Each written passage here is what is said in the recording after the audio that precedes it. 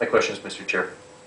I'll take the gavel back. I have a speakers list. I have Councilor Rae going to speak, Councilor Walker, Councilor Shiner, Councilman Wong as guests. And I've got, on our committee, I had Councilor Lee, Councilor Palacio,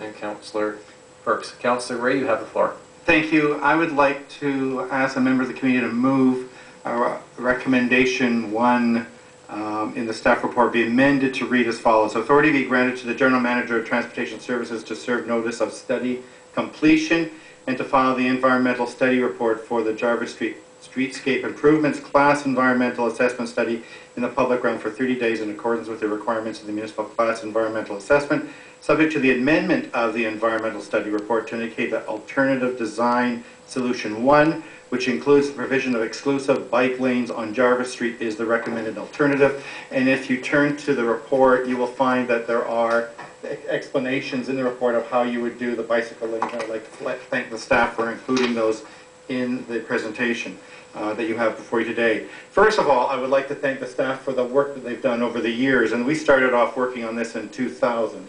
And I think the staff have done an admirable job of putting together the opportunities that Jarvis Street presents the community and how to improve it, both from a cultural corridor, well, more than not just both, but from a cultural corridor, from a transit corridor, from a traffic corridor. They have looked at the improvements, and I want to congratulate planning, heritage, public works, transportation, all of you for the work that you've done over the years. I'd like to draw, and I'm sorry I'm having to do this, but when I put out my newsletter to the community, and every householder got a copy of this in 2004, there was a notice about taking out the middle lane. And ironically, in the next photograph is our wonderful Margot Boyd here with her child, and she's in the picture next to it. They were aware in 2004. In 2005, I put out a newsletter and invited people to the traffic feasibility study that we held at Rogers. And the chair of the Moore Park Residents Association attended that meeting. And unfortunately, she was here earlier today and decided not to speak. So I didn't get an opportunity to ask her why there's a problem in communicating with... So quite clearly, the information got out there. Some people did not respond to it. Jarvis Street is an interesting street. It does serve the whole community of Toronto. However, there is a sizable neighborhood that has now developed over the years. It wasn't there in the 50s, it wasn't there in the 60s, and frankly, it wasn't even there in the 70s and early 80s. But over the 80s, 90s, and since this century, there have been, as I think the staff said, a 33% increase over the last 15, 20 years of the people who live in this corridor. It's not a traffic corridor anymore. It needs to be a good transportation corridor. And that's why I have moved that the bike lanes be added. I recognize that the cars are an essential part of how this city works. There are people who would like to take this down to 3 lanes. I believe the 4 lanes make sense.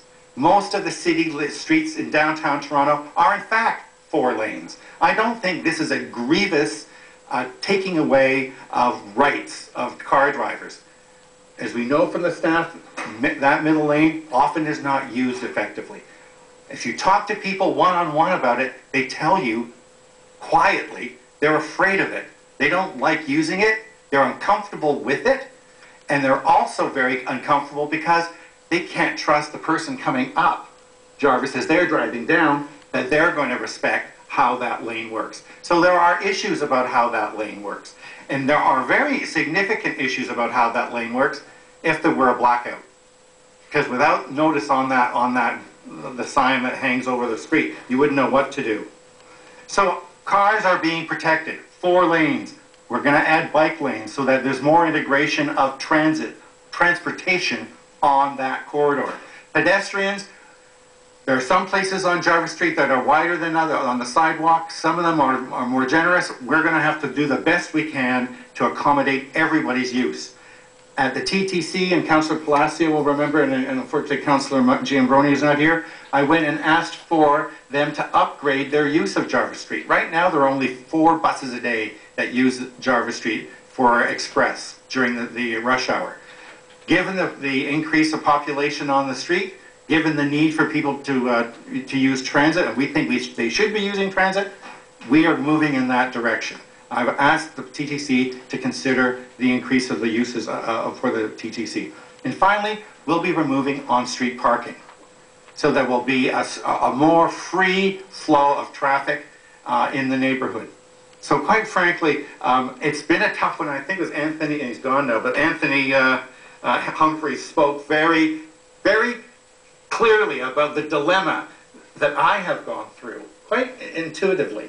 The dilemma that I've gone through, because I would really love to have created a more cultural, a more pedestrian-friendly, but we have to do trade-offs. We have to recognize that all parts of transportation and transit and traffic and pedestrian and bicycle need to be satisfied in a major arterial road, and therefore I would hope that members of the committee would support my motion. I'm sorry I've spoken so long.